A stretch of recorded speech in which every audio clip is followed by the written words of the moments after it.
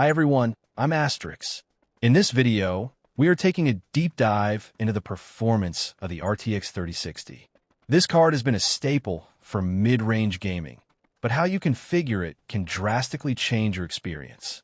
On the screen, you are watching a real-time, side-by-side comparison of three distinct profiles: normal, undervolted, and overclocked. Starting with the stock settings, this is the factory configuration. This is how the vast majority of users experience the RTX 3060. It is designed by the manufacturers to be stable across every possible unit produced. As you can see in the comparison footage, the performance is solid.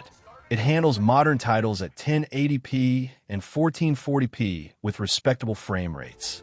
However, because factory settings must account for the silicon lottery and varying cooling solutions, they often use more voltage than necessary.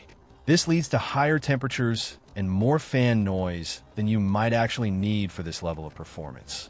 It is the plug-and-play option, but it leaves room for optimization.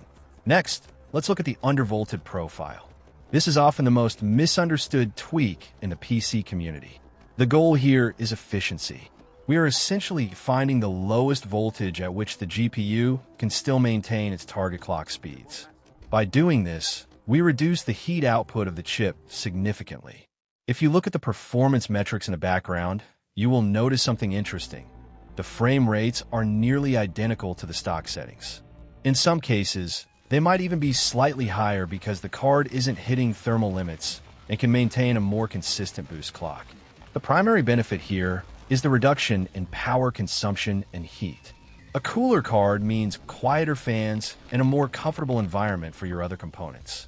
For anyone living in a warm climate or using a small form factor case, undervolting is arguably the most important optimization you can do.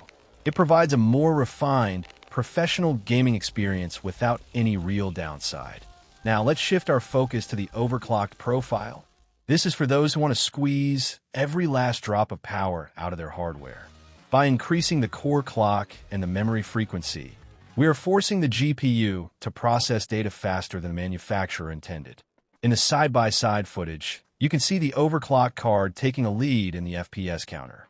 In GPU-bound scenarios, this can result in a 5% to 10% performance uplift. While that might not sound like much, it could be the difference between dipping below 60 FPS and staying comfortably above it. However, notice the trade-offs in the background data. The power draw increases and the temperatures rise. This requires a good cooling setup and a reliable power supply. Overclocking is the racing mode of your GPU. It's faster, but it runs hotter and pushes the hardware to its absolute limit. As the gameplay continues to roll, let's analyze the specific differences.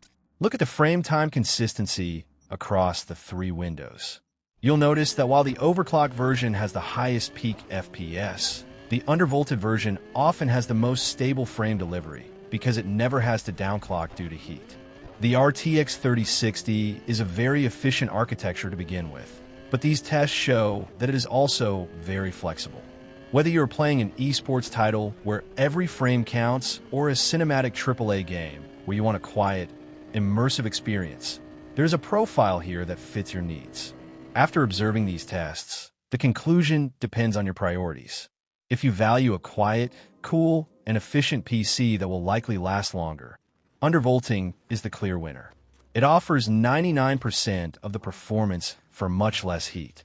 If you're a competitive gamer who needs every possible advantage and you don't mind the extra noise or power bill, overclocking is the way to go.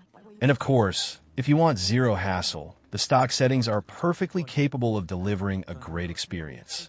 Take a close look at the remaining footage to see how these profiles handle different scenes, from high-action combat to wide-open environments.